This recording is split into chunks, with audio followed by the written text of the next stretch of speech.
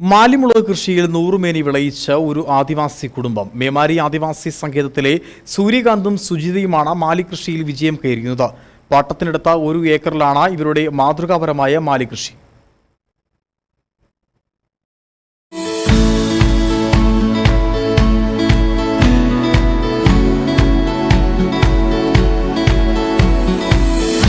കഴിഞ്ഞ വർഷത്തെ കൊടുംചൂടിൽ മാലിച്ചെടിയെല്ലാം വെന്തുരുക്കി നഷ്ടമായി. മാലികൃഷി ഇപ്പോൾ അപൂർവമായിരിക്കുകയാണ്. എന്നാൽ മേമാരി ആദിവാസി സങ്കേതത്തിലെ യുവദമ്പതികൾ സ്വന്തമായി തൈ ഉൽപ്പാദിപ്പിച്ച് മികച്ച രീതിയിലാണ് മാലികൃഷി നടത്തുന്നത്. ഭൂമി പാട്ടത്തിനടുത്താണ് മാലികൃഷി നടത്തുന്നത്. രാവിലെയും വൈകിട്ടുമാണ് മാലിയെ പരിപാലിക്കാൻ ദമ്പതികൾ കൃഷിയിടത്തിലെത്തുന്നത്. തീർത്തും ജൈവ രീതിയിലാണ് കൃഷിയെ നട്ടുപരിപാലിക്കുന്നത്. മാലിയെ നനയ്ക്കാൻ സ്പ്രിംഗ്ലർ സംവിധാനവും ഒരുക്കിയിട്ടുണ്ട്.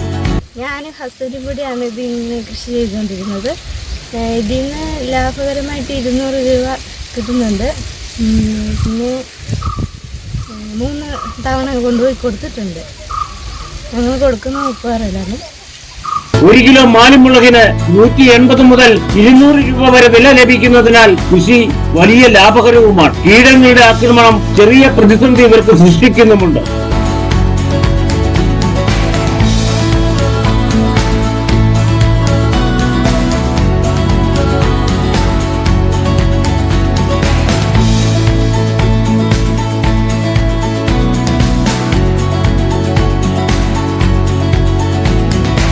ആകുമ്പോഴത്തേക്ക് പറിച്ച് ഇതുപോലെ കുഴി കുത്തിയിട്ട് ആ കുഴിക്കകത്ത് ചാണകവും എല്ലാം ഇട്ട് നട്ടിട്ട് പിന്നെ കുഴി മൂടിയിട്ട് പിന്നെ വേനലായതുകൊണ്ട് നമ്മൾ സ്പ്രിംഗ്ലർ വെച്ച് കൊടുത്ത് വന്നുകൊണ്ടിരിക്കുക.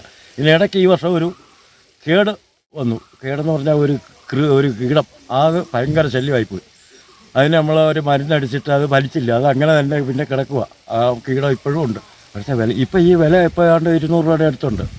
കഴിഞ്ഞ ആഴ്ചയിലെങ്ങാണ്ട് 180 കണ്ട കഴിഞ്ഞ പ്രാവശ്യം കൊണ്ട് കൊടുത്തപ്പോൾ കിട്ടി.